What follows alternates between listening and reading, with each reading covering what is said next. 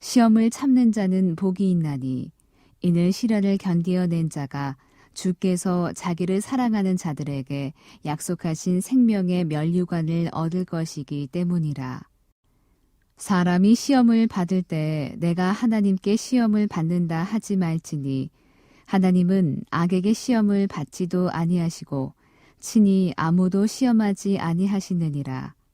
오직 각 사람이 시험을 받는 것은 자기 욕심에 끌려 미혹됨이니 욕심이 잉태한즉 죄를 낳고 죄가 장성한즉 사망을 낳느니라. 내 사랑하는 형제들아 속지 말라. 오늘 이 야고보서는 예수님의 동생인 이 야고보가 기록한 서신입니다. 특히 1장에는 신앙생활을 하면서 겪게 되는 여러 가지 시련과 시험에 대해서 어떻게 이길 것인가에 대한 그런 교훈을 가르쳐주고 있어요. 여러분, 시험에는 두 종류가 있어요. 똑같은 시험이라고 그러지만 사실은 이 말 속에는 두 가지 의미가 있습니다. 테스트로서의 시험이 있고요, 유혹으로서의 시험이 있어요. 여러분, 어쨌든 우리가 오늘 말씀을 통해서 시련과 시험을 어떻게 극복할 것인가를 배워서 우리 삶 속에 끊임없이 다가오는 시련과 시험들에 넘어지지 않고 극복하셔서 승리하셔서 믿음의 거목들이 되시기를 주의 이름으로 축원합니다. 자, 성경이 가르쳐주는 시련과 시험을 이기는 비결이 무엇인가? 첫 번째는요, 앞에 단락에는 시련을 이기는 비결에 대해서, 그리고 뒷부분은 시험을 이기는 비결에 대해서 나눠서 함께 하도록 하겠습니다. 자, 첫 번째 한번 읽어봅시다. 시작. 시련은 인내와 기도로 승리해야 합니다. 우리 다시 한번 읽읍시다. 시작. 시련은 인내와 기도로 승리해야 합니다. 아멘. 여러분, 오늘 말씀에 보니까 1절에 보면은 하나님과 주 예수 그리스도의 종 야고보는 흩어져 있는 12지파에게 문안하노라. 항상 이 서신을 쓸 때 인사말을 먼저 쓰잖아요. 그런데 야고보서다가 누구에게 편지를 쓰냐면 여기 보니까 흩어져 있는 12지파에게 문안하노라. 자, 여러분, 왜 흩어졌어요? 당시에 로마 황제의 극심한 핍박과 박해를 피해서 성도들이 이곳저곳으로 흩어지게 되는 것입니다. 박해로 인해서 고향 산천을 등지고 여러분 이방 땅으로 흩어진 성도들의 마음이 얼마나 힘들었겠어요. 그 삶이 얼마나 여러분 고달팠겠습니까? 여러분, 히브리서 11장 38절에 보면은요, 여기 흩어진 성도들이 어디에 유리했냐면요, 여기 보니까 광야와 산과 동굴과 토굴에 유리하였다 그랬어요. 광야 있죠? 그리고 산과 또 산에 동굴을 파가지고 또 토굴을 파서 거기에 유리했다라는 거예요. 지금도 그 로마에 가면은 또 이 소아시아에 가면은 초대교회 성도들의 그 믿음의 발자취 흔적이 남아 있어요. 카타콤 동굴이라고 그래가지고 그 극심한 박해를 피해서 그때 당시 성도들이 막 산으로 들로 또 이렇게 피해가지고 또 산에다가 바위에다가 굴을 파고 거기서 이렇게 숨어서 살면서 자신의 신앙을 지켰던 그런 흔적들이 많이 남아 있어요. 여러분, 불같은 핍박과 시련을 당하여서 산과 광야와 산과 동굴로 이렇게 유랑할 때에 그들의 삶이 얼마나 여러분 힘들었겠어요. 먹는 것, 입는 것, 자는 것, 씻는 것, 여러분 가장 기본적인 것들, 우리가 누리는 그 기본적인 것들을 걱정하며 살지 않았겠습니까?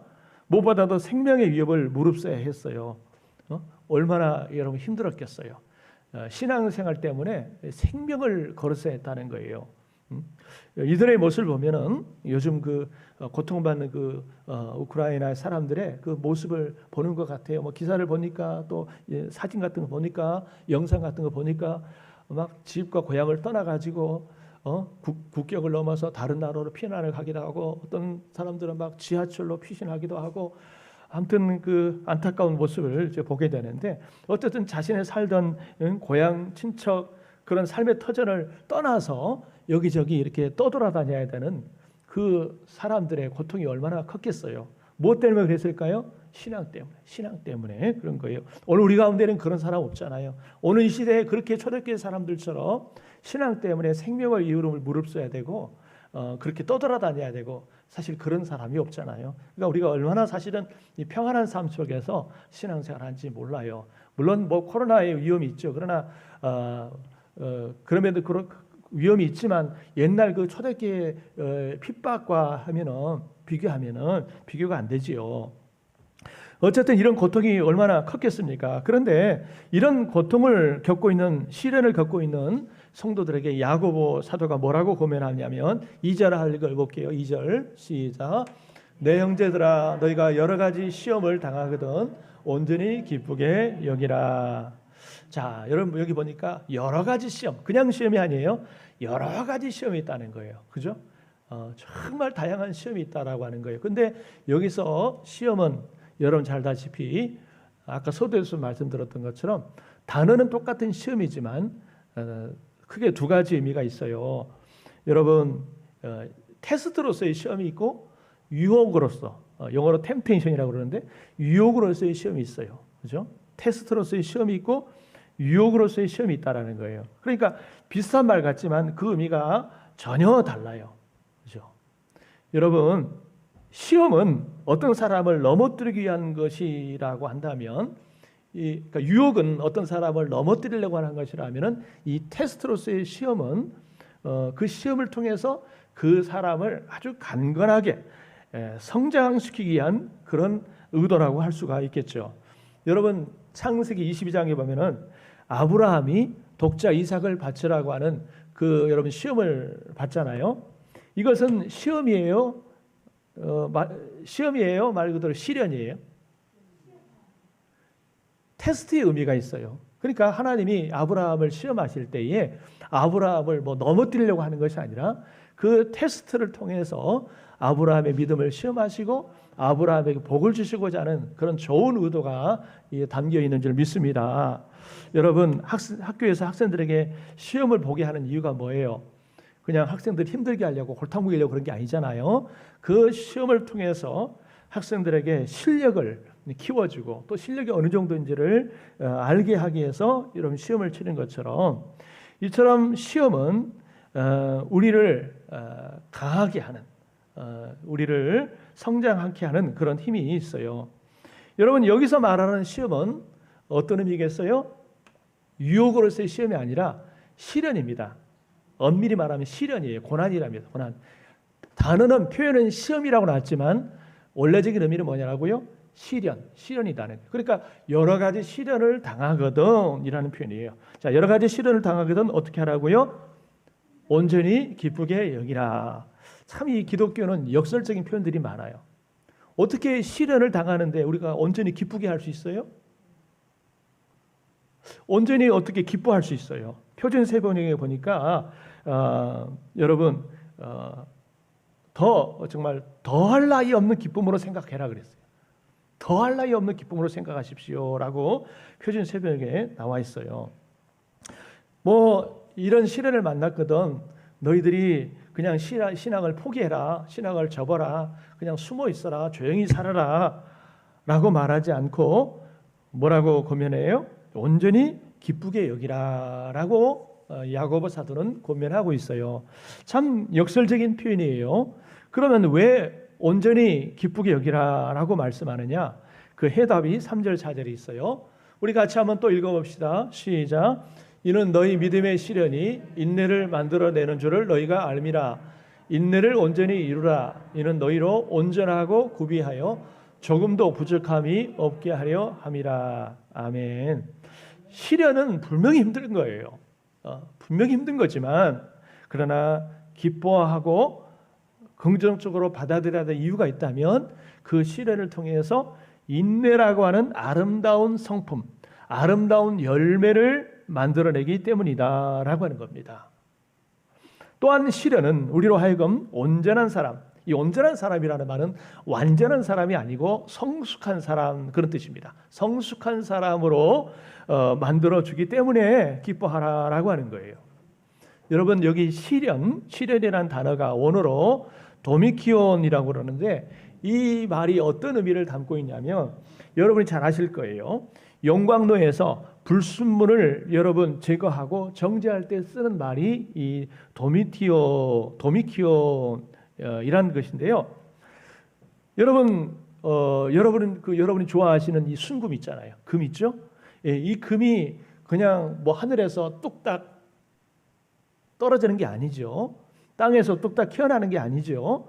여러분 알다시피 이 여러분의 손에 금덩어리가 주어지기까지는요, 금 성분을 가진 금광석을 원석이라고 그러죠. 이거를 수천 도의 용광로에 넣고 녹이는 겁니다.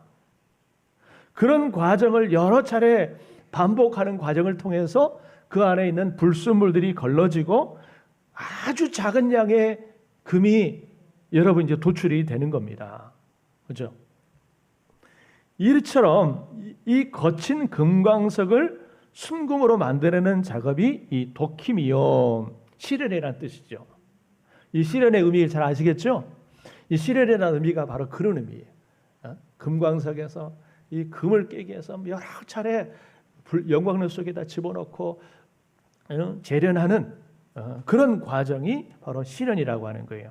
그래서 도출되는 것이 바로 순금입니다. 순금이 아주 그냥 형편없는 원석 같은 그 큰 돌이 이제는 정제 과정을 통해서 아주 귀한 순금의 결과를 낳는 겁니다. 여러분, 이 우리에게 닥치는 시련이 인내라고 하는 과정을 통해서 그러한 열매들이 맺혀진다는 거예요. 그래서 욥기서를 보면은 욥기서가 불과 같은 시험을 경험했던 욥이 이런 고백을 하죠. 여러분 잘 아시죠? 자, 같이 한번 잠깐만요. 자, 한번 읽어봅시다. 시작. 나의 가는 길을 오직 그가 아시나니 그가 나를 단련하신 후에는 내가 정금같이 나오리라. 아멘. 할렐루야. 고난하면, 욥의 고난하면 우리가 설명하지 않아도 이루 말할 수 없는 그런 고난을 욥이 겪었다는 걸 잘 아실 거예요. 그런데 그가 뭐라고 그래요? 그가 나를 단련하신 후에는 내가 정금같이 나오리. 정금은 순금입니다. 순금. 방금 얘기했던 것처럼 하나님이 나를 이렇게 단련하시고 연단하시고 재련하신 후에는 내가 순금같이 나올 것이다 라고 여러분 고백을 하고 있습니다. 여러분, 우리가 예수를 믿었다고 해서요, 지금 오늘 PPT에 좀 많은 어려움이 있어요. 여러분, 오늘 우리가 예수를 믿었다고 해서 금방 순금과 같은 그런 신자들이 되는 게 아니에요. 저나 여러분이나 우리 모두라 예수 믿었다고 해서 금방 순금과 같은 그런 깨끗하고 불순물도 없고 정말 아주 값비싼 그런 사람이 되는 게 아니고, 여러분, 오랜 그런 믿음의 과정과 연단과 시련을 통해서 여러분 하나님의 사람으로 순금과 같은 불순물이 조금씩 세상적인 불순물 있잖아요. 세상적인 그런 나쁜 불순물들이 조금씩 이제 빠짐을 통해서 정말 하나님이 기뻐하시는 그런 믿음의 사람으로, 순금과 같은 사람으로 빚어지는 줄 믿으시길 바랍니다. 여러분, 어느 한 사람도 그냥 딱 되는 사람 없어요. 특히 하나님 앞에 귀하게 쓰임받은 사람일수록, 또 정말 믿음이 순결한 사람일수록 보세요. 어때요? 남다른 시련을 겪었어요. 그렇죠? 남다른 시련을 겪은 사람일수록 정말 좀 크게 되는 것 같아요. 하나님은 그 시련을 통해서 우리를 그렇게 만드신다는 거예요. 우리 중에 누구라도 시련을 좋아하는 사람은 아무도 없어요. 그렇죠? 그러나 하나님은 그 시련을 통해서 우리를 순수하고 또 강건한 믿음의 사람으로 만들어 간다는 거예요. 우리는 원치 않아요. 우리 어린아이들에게 몸이 아프고 그래가지고 뭐라도 약이라도 먹으려 치면 아이들이 막 먹기 싫다고 막 쓰다고 막 손소리치고 또 먹어도 뱉어버리고 막 그러잖아요. 응? 많이 경험하셨죠? 그 좋은 약 먹으면 자기에게 유익이 되고 막 또 좋은데 당장 쓰다고 막 버부하고 내뱉어버리고 도망다니고 그런단 말이에요. 응? 우리 집 애들도 그래요. 여러분, 먹어야 되는데, 먹어야 나을 수 있고 먹어야 내게 건강이 되는데 입에 쓰다고 막 도망다니는, 고난이, 시련이 그렇습니다. 시련은 쓰지만, 그래서 우리가 원하지 않아요. 아우, 나에게는 시련이 없었으면 좋겠어. 나에게는 그런 고난이 없었으면 좋겠어. 이런 바람이 있지만 그러나 하나님은 그것이 우리에게 유익이 되기 때문에 때로는 의도적으로 여러 가지 삶의 환경을 통해서 시련을 허락하신다는 사실을 여러분 꼭 기억하시길 바랍니다. 할렐루야. 그 시련 속에 담겨진 그 하나님의 뜻을 깨달아야 돼요. 그래서 우리가 인내해야 되는데 여러분 따라합시다. 인내해야 되는데 또 더 나아가서 뭐가 필요하냐면 기도가 필요합니다. 여러분 야고보서 1장 5절 한번 읽어봐요. 시작. 누구든지 지혜가 필요하거든 부족하거든 모든 사람에게 후히 주시고 꾸짖지 아니하시는 하나님께 구하라. 그리하면 주시리라. 아멘. 우리가 시련을 만날 때 인내해야 되지요. 그러나 더 나아가서 이 시련할 때 하나님의 뜻을 찾고 또 역경을 헤쳐나갈 힘을 얻기 위해서 여러분 힘이 있어야 이겨낼 수 있잖아요. 힘이 없으면 무너집니다. 근데 힘이 있어야 이걸 극복해 나갈 수 있는데 이 힘을 어디서 얻느냐? 힘을 어디서 얻어요? 여러분 기도를 통해서 얻는 줄 믿습니다. 그래서 누구든지 부족하거든 지혜가 부족하거든 모든 사람이 후히 주시고 꾸짖지 하신 하나님께 뭐하라? 구하라라는 거예요. 구하라. 기도하라고 하는 거예요. 시련할 때 낙심하거나 잘하지 말고 하나님께 나아가서 적극적으로 기도하라는 거예요. 할렐루야. 시련을 이기는 비결은 인내와 기도에 있는 줄 믿습니다. 우리 많은 믿음의 선배들이 이 신앙의 원리를 우리에게 가르쳐주고 있어요. 한번 살펴봅시다. 우리 성경에 나오는 믿음의 선배들, 앞서 같은 믿음의 선배들이 여러분 남다른 그런 시련을 만날 때 그 시련이라는 것은 자기가 잘못해서 오는 것을 시련을 얘기하는 게 아니고 믿음 때문에 신앙 때문에 겪게 되는 그 시련 앞에 그들이 어떻게 여러분 믿음으로 반응했고 극복했는가 우리가 너무나 잘 알잖아요. 예를 들어 봅시다. 여러분 다니엘을 한번 생각해 봅시다. 다니엘이 포로 중에 여러분 하나님을 믿지 않은 그런 이방 땅에서 자기의 믿음과 신앙을 지키고자 하는데 이것을 좋게 보지 않은 그 당시에 그 고관들이 다니엘을 시기를 합니다. 시기를 해가지고 질투를 해가지고 결국은 여러분 사자굴에 들어가야 되는 그런 큰 시련을 당하게 되잖아요. 그때 다니엘이 어떻게 했어요? 사자굴에 들어가지 않기 위해서 자신의 신앙을 포기하고 타협하고 그랬습니까? 절망하고 주저앉고 좌절하고 그랬습니까? 왕을 찾아가서 자신의 결박을 주장하고 또는 힘이 있는 사람들에게 뇌물을 바치고 그랬습니까? 그렇지 않잖아요. 그는 신앙에 대해서 타협하지 않았습니다. 변함없이 하루에 3번씩 무릎 꿇고 하나님 앞에 기도했어요. 그냥 기도가 아니라 감사 기도했어요. 감사 기도. 해결된 아직 문제가 해결된 것도 아니고 지금 감사할 상황도 아닌데 감사 기도했어요. 그랬더니 하나님이 어떻게 해주셨어요? 하나님이 그를 큰 시련으로부터 지켜주셨어요. 그 무서운 사자굴에서 조금도 상하지 않도록 살아나올 수 있도록 여러분 다니엘을 보호하여 주신 줄 믿습니다. 인내와 기도를 통해서 다니엘은 시련을 이겨냈어요. 신약에 와서 여러분 여러분 잘 아시는 바울과 실라의 경우를 한번 보시길 바랍니다. 바울과 실라가 하나님의 말씀에 순종해서 복음을 전하다가 여러분 옥에 갇혀지게 되죠. 양손과 두 발이 여러분 쇠사슬에 매이게 되고 감옥에 갇히는 그런 시련을 당하게 됩니다. 언제 죽을지 모르는 그런 깊은 감옥에 갇히게 되지요. 그때 그들이 하나님을 원망하고 낙심했습니까? 여러분 그렇지 않았죠. 그 어두운 그 감옥 속에서도 여러분 하나님을 찬미하고 기도했다고 그랬어요. 그랬더니 하나님께서 큰 지진으로 여러분 감옥문을 열게 하시고 착고가 풀리게 하셨어요.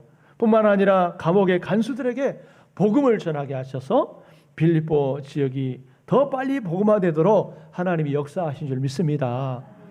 하나님이 그 바울과 실라는 그 시련 속에서도 하나님께 기도했습니다. 원망하거나 낙심하지 않았어요. 기도함으로 옥문이 열려지는 그런 역사를 경험하게 된 줄 믿습니다. 예수님께서도 십자가의 죽음이라고 하는 무거운 시련을 앞에 두고 겟세마네 나아가서 동산에 가서 기도할 때에 땀방울이 핏방울이 되도록 정말 힘쓰고 애쓰고 간절히 기도하셨다고 그랬어요. 그 기도로 여러분 그 고난의 십자가를 쓰신 줄 믿습니다. 심지어는요, 그 십자가에 달려 계시면서도 불구하고 자신을 십자가에 못 박는 사람들을 향해서 아버지여 저의 죄를 사하여 주옵소서, 그들을 용서하는 기도를 하셨어요. 여러분, 믿음 있는 사람과 없는 사람의 모습은요, 평소에는 차이가 나지 않습니다. 평소에는 잘 몰라요. 저 사람이 믿음 있는 사람인지 믿음 없는 사람인지 평소에는 잘 몰라요. 언제 드러나요? 시련의 때 드러나는 거예요. 여러분, 그런 비유도 있잖아요. 반석에 진 집과 모래에 진 집이 평상시에는 잘 차이를 모른다고 그랬잖아요. 그런데 언제 차이가 난다고 그랬어요?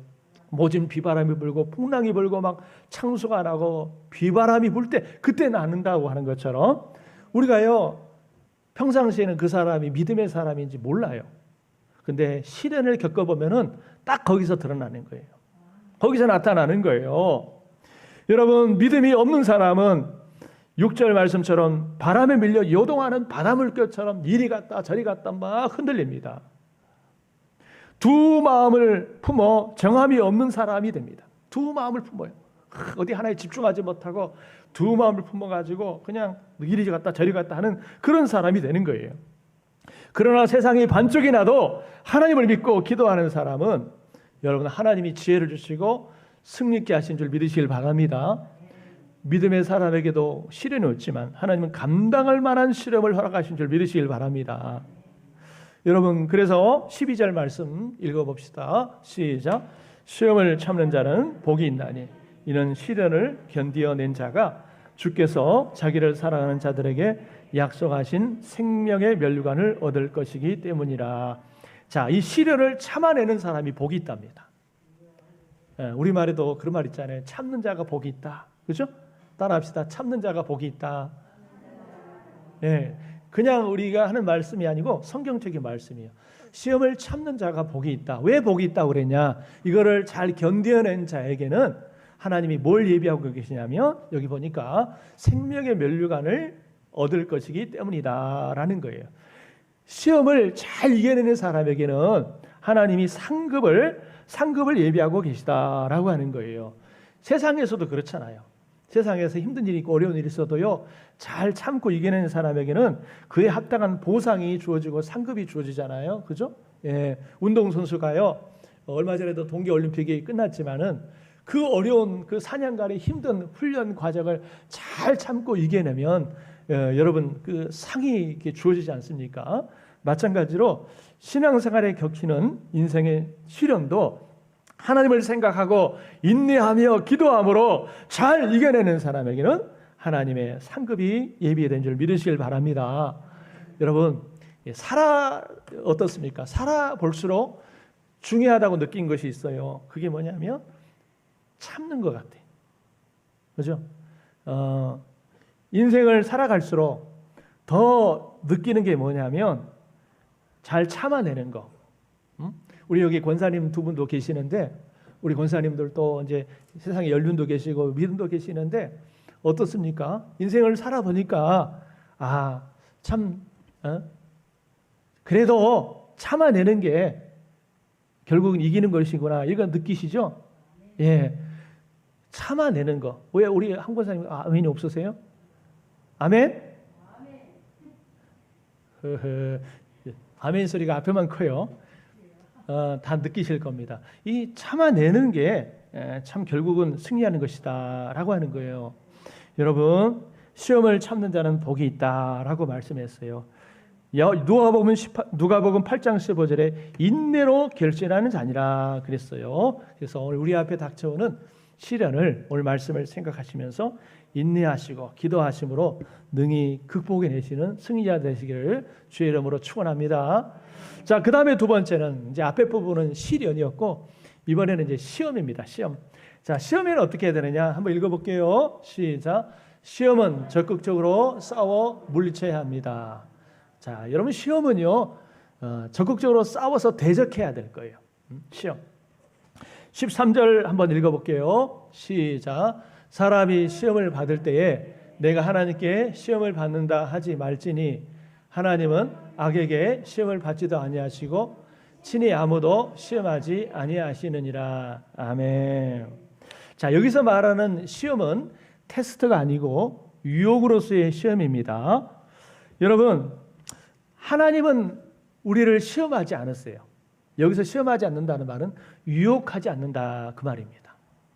테스트는 하실지언정 유혹으로서 시험하지 않으세요. 그러면 유혹으로서 시험하는 자는 누가 해요? 사탄 마귀가 하는 거죠. 하나님이 하시는 게 아니에요. 유혹의 주관자는 하나님이 아닙니다. 하나님은 시험하는 분이 아니에요. 그러면 사람이 왜 시험에 유혹에 빠지느냐? 여러분 여기 보니까 여러분 14절 한번 읽어볼게요. 시작. 오직 각 사람이 시험을 받는 것은 자기 욕심에 끌려 미혹됨이니라. 하나님이 시험하시는 게 아니에요. 하나님이 유혹하시는 게 아니에요. 그래서 넘어지는 게 아닙니다. 그럼 왜 사람이 시험에 빠지느냐? 여기 보니까 각 사람이 시험을 받는 것은 자기 욕심에 끌려 미혹됨이다라는 거예요. 자기 욕심 때문에 미혹에 끌려간다라고 하는 거예요. 그래서요, 모든 그 죄의 근원이 뭐냐면 욕심입니다. 탐욕이에요, 탐욕, 욕심. 여러분, 우리 가운데 다 욕심이 있어요. 이 세상에 욕심 없는 사람 없죠? 다 욕심이 있어요. 욕심이요, 모든 죄의 근원입니다. 그래서 여러분, 야고보서 1장 15절 한번 읽어볼까요? 자, 시작. 욕심이 잉태한 즉 죄를 낳고 죄가 장성한 즉 사망을 낳느니라. 예, 인류의 모든 근원이 이 죄의 문제의 뿌리가 바로 욕심입니다. 탐욕이에요. 최초의 범죄 에덴 동산에서 이 범죄가 무엇 때문에 생겨났냐면 욕심 때문에 생겨난 거예요. 우리도 하나님처럼 되고 싶다. 우리도 하나님처럼 높아지고 싶다라고 하는 그런 욕심과 탐욕 때문에 여러분 마귀의 그 유혹에 넘어간 겁니다. 세상에 벌어지는 모든 문제들이 사실은 이 욕심에서 근원할 때가 참 많아요. 여러분, 욕심이 내 안에서 자리를 잡으면요, 반드시 다음 단계로 발전해서 비극을 낳게 됩니다. 여러분, 일반적으로 이제 산모가 뱃속에 아이를 잉태될 때 처음에는 얼마나 작습니까? 처음에는 아예 표시도 안 나죠. 아주 작습니다. 아주 작아요. 그런데 이제 점점 개월수가 늘어갈수록 뱃속에서 그 아이가 자라요. 그래서 나중에는 이제 10개월쯤 되기 전에는 이제 남살만큼 불러요. 그죠, 각신의 성도님? 예, 남살만하게 불러가지고 이게 안고 가야 돼. 배를 안고 이렇게 잡고 거리 걸어간단 말이죠. 여러분, 이렇게 잉태돼서 점점 자라서 마침내 아이가 탄생한다는 것은 정말 기쁘고 축하할 일이지요. 얼마나 기쁘고 축하할 일입니까? 그런데 아이가 아니라, 생명이 아니라 욕심이 잉태하여 점점 자라. 그렇게 되면 뭐가 난다는 거예요? 죄가 난다는 거예요.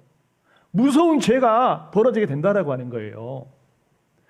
나중에는요, 이 죄가 점점 자라가지고 나중에는 사망에 이르게 되는 거예요. 그러니까 사람이 늙어 죽는 게 아니라 여러분 죄 때문에 죽는 겁니다. 사람이 왜 죽어요? 죄 때문에 죽는 거예요.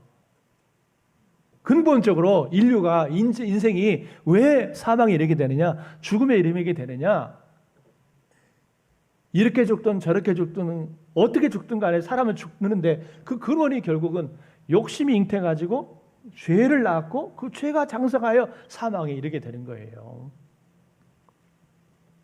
여러분, 이 욕심이라는 게 이렇게 무섭습니다. 여러분, 이 다윗의 예를 한번 들어볼까요?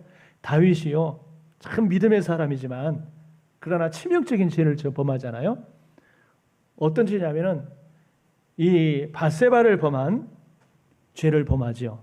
이 처음에는요 아주 작게 여겨질지 몰라요. 아주 작게. 그러나 뭐 그렇게 크게 한 나라의 왕으로서, 왕이면요 뭐든지 자기 마음대로 할 수 있어요.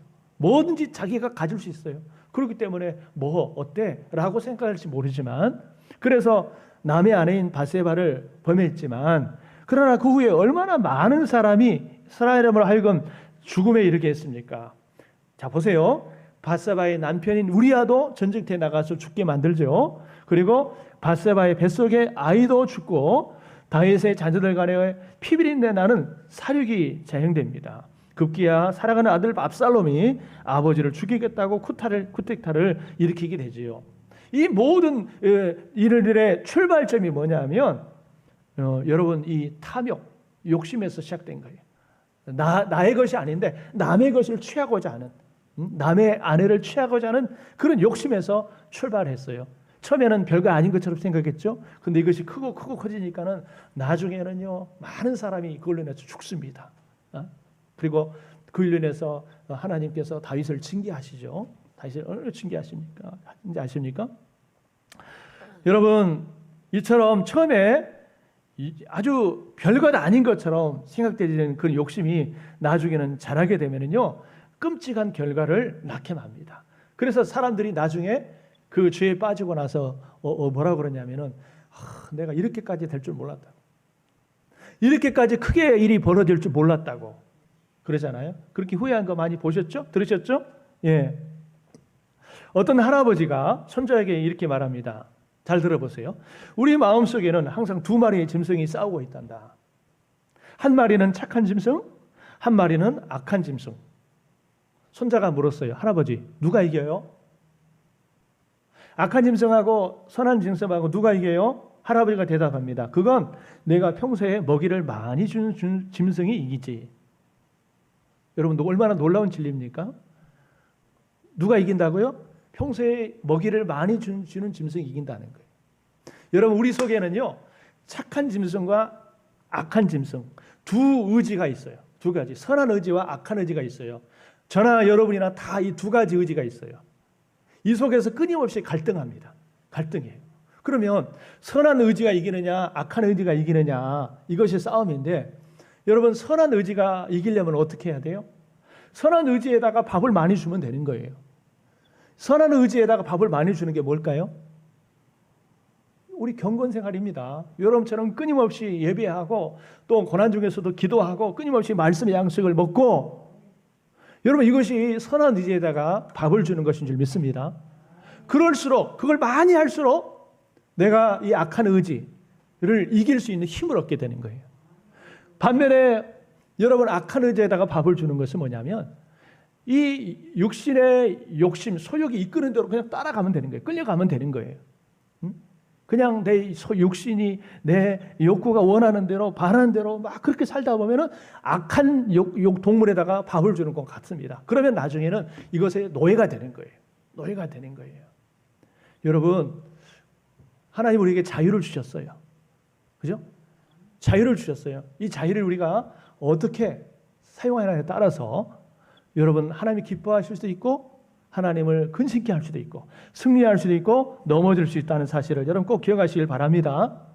우리를 시험에 들게 하고 넘어뜨리게 하는 그 배후에는 항상 사탄이 웅크리고 있다는 사실을 여러분 꼭 기억하시길 바랍니다.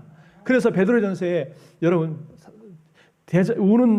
너희 대적 마귀가 우는 사자같이 두루 삼킬 자를 삼키려고 두루 다니고 있다고 그랬잖아요. 그래서 늘 깨어있으라 그랬잖아요. 깨어있으라 그랬잖아요. 여러분 이 사단의 유혹 앞에 많은 사람들이 넘어갔어요. 인류의 조상인 아담과 하와도 넘어갔고요. 힘이 장사했던 삼손도 넘어갔고요. 수많은 영웅들이 무릎을 꿇었습니다. 사단의 유혹이 얼마나 달콤한지 몰라요. 얼마나 집요한지 몰라요. 여러분 삼손이 얼마나 힘에 하면 삼손 아닙니까? 힘의 대명사가 삼손이에요. 그런데 그 힘을 가지고 하나님을 위해서 사용해야 되는데 이 드릴라라고 하는 이 악한 여자에 빠져가지고 여러분 드릴라가 맨날 집요하게 달라붙어가지고 자기야 힘의 근원이 뭐야? 나 사랑한다고 하면 나에게 알려줘. 나한테 알려줘 하면서 막 집요하게 아양을 떨고 막 집요하게 하니까 결국은 여러분 알려주게 되잖아요. 나중에는요 이 유혹에 넘어간 뒤에 정신을 차리고 보니까 이미 두 눈은 뽑히고 두 손이 착고에 차져서 맷돌을 돌리고 있었어요. 피눈물을 흘리면서 후회해봤자 소용이 없었어요. 여러분 삼손이 어떻게 해야 됐겠습니까? 처음부터 이 드릴라라고 하는 여자를 가까이 하면 안 됐었잖아요. 그런데 가까이 하다 보니까 나중에는 유혹에 빠지고 미혹에 빠져가지고 그 하나님 주신 힘을 가지고 하나님을 위해서 사용해야 되는데 여러분 엉뚱한 데 쓰다가 여러분 인생을 비참하게 만들었잖아요. 여러분 오늘 야고보 사도가 엄중하게 권고합니다. 여러분 16절 한번 읽어봅시다. 시작. 내 사랑하는 형제들아 속지 말라. 따라합시다. 속지 말자. 누구에게 속지 말라는 거예요? 예, 마귀에게, 사탄 마귀에 속지 말라는 거예요. 사탄 마귀가 오늘도 우리 주변에 호시탄도 노리면서 온갖 달콤한 그럴싸한 말을 가지고 우리를 여러분 속이려고 하는 거예요. 여러분 사단은요 속이는 자예요. 사단의 원래의 뜻이 뭐냐면 속이는 자예요. 속이는 자.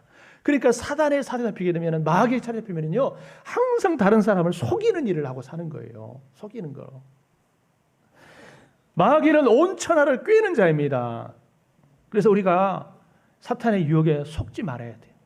할렐루야. 우리 가운데 여러분 속지 않기를 바랍니다. 마귀 유혹에 속아 넘어간 사람 한 사람 없기를 바랍니다. 더 나아가서 단순히 속지 마는 것에 끝나지 않고 적극적으로 싸워 이기라 그랬어요. 야고보서 4장 7절입니다. 자, 시작. 마귀를 대적하라. 그리하면 너희를 피하리라. 대적하라는 말은 뭐냐면요, 가까이 하지 말고 싸워 이기라는 거예요. 물리치라는 거예요. 할렐루야. 마귀는요 대적해야 돼요. 가까이 손잡고 있으면 안 됩니다. 예수님도 여러 차례 얘기했죠. 사탄아 물러가라. 사탄아 물러가라. 사탄아 물러가라. 얼마나 예수님도 외쳤습니까? 여러분들도 마귀가 여러분 마음속에, 생각 속에 그런 불신앙적인 생각, 안 좋은 생각을 주거든 사탄아 물러가라 외치시길 바랍니다. 한번 외쳐봅시다. 사탄아 물러가라. 네, 이렇게 단호하게 물리쳐야 돼요. 사탄이 가룟 유다에게 예수님을 팔려고 하는 생각을 집어넣었을 때 가룟 유다가 그것을 물리치면 얼마나 좋았을 거예요. 근데 그거를 받아들였어요. 여러분 그런 말이 있어요. 새가 우리 머리 위를 날아다니면서 똥을 싸는 것은 어쩔 수 없다. 그러나 내 머리에, 새가 내 머리에 둥지를 트는 것은 막을 수 있어 없어요? 막을 수 있죠. 내 위로 날아다니는 건 어쩔 수 없어요. 그러나 내 위에 앉아가지고, 머리 위에 앉아가지고 둥지를 트는 것은 막아야죠. 툴툴 털어버려야 되잖아요. 마찬가지로 여러분 이 시험이 우리에게 닥쳐올 때에 우리가 그것을 우리 머리 속에, 생각 속에 둥지를 틀게 하면 안 돼요. 어떻게 해요? 대적하라는 거, 쫓아내버려야 돼요. 할렐루야. 그래서 마귀를 대적하라. 예수님도 사탄아 물러가라 말씀했어요. 할렐루야. 여러분 좀 구체적으로 시험에 들게 아니려면 어떻게? 우리가요 시험에 들었을 때 어떻게 하는 것도 중요하지만 더 중요한 것은 아예 시험에 들지 않은 게 중요하죠. 그죠? 그럼 어떻게 해야 되느냐? 자, 첫 번째 읽어볼게요. 시작. 예방적인 기도가 있어야 합니다. 예방적인 기도가 뭐냐면, 자, 예수님이 여러분 십자가를 앞에 두고 제자들과 함께 겟세마네 동산에서 기도할 때에 뭐라고 말씀했냐면, 너희가 시험에 들지 않게 깨어 기도하라 그랬잖아요. 그렇죠? 시험에 들지 않게 깨어 기도하라. 예방적인 기도를 하라는 거예요. 미리 시험에 들지 않도록 미리 기도하라라고 하는 거예요.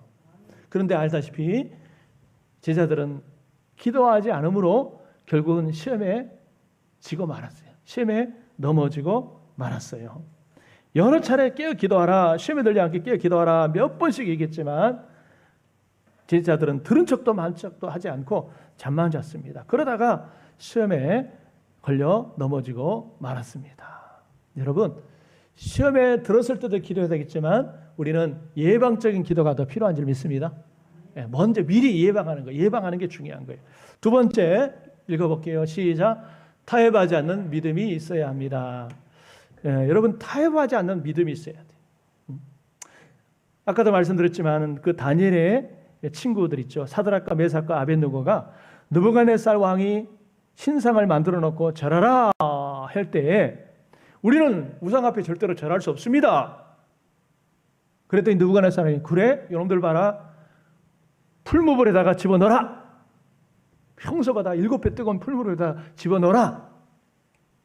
그랬더니 이 친구들이 뭐라고 그래요? 풀무불에 우리를 집어넣는다 할지라도 살아계신 만군의 여호와 하나님께서 풀무불 속에서 우리를 건져내실 것입니다. 그리 아니하실지라도 우리는 금신상에 절할 수 없습니다. 할렐루야. 우리는 죽은 한이 있더라도 믿음을 지키겠다는 거예요. 타협하지 않겠다는 거예요. 타협하지 않겠다라고 했을 때 여러분, 그로 인해서 그들이 죽은 것이 아니라 하나님께서 머리털 하나 상하지 않도록 지켜주실 줄 믿으시길 바랍니다. 믿음을 지켜야 돼요. 조그만 일에도 흔들리고 위축되고, 여러분 그런 믿음이 아니라 여러분 오늘 다니엘의 친구들처럼 죽음의 위협 속에서도 흔들리지 않는 믿음의 소유자들 되기를 주의 이름으로 축원합니다. 할렐루야. 여러분 이제 말씀을 정리해요. 두 가지입니다. 두 가지. 자, 첫 번째, 시련을 이길 때 뭐 하라고 그랬어요? 인내하며 뭐 하라? 예, 기도하라. 예. 여러분 세상에서 뭐 여러 가지 요령, 스킬들을 가르쳐 주는데 그것이 때로는 필요합니다만은, 그러나 성경이 우리에게 가르쳐 주는 것은요, 인내하며 기도하라는 거예요. 인내하며 기도하라. 이것이 답입니다. 그리고 또 우리에게 닥쳐오는 시험, 유혹에 대해서는 어떻게 하라고요? 예, 대적하라는 거예요. 싸워 이기라는 거예요. 같이 손잡지 말고 타협하지 말고 싸워 이기라고 하는 거예요. 오늘 여러분들이 시련 앞에, 시험 앞에 이런 믿음의 자세를 가져서 모두가 여러분 시련과 시험에서 넉넉히 승리하는 여러분 되시기를 주님의 이름으로 축원합니다. 기도합시다. 하나님.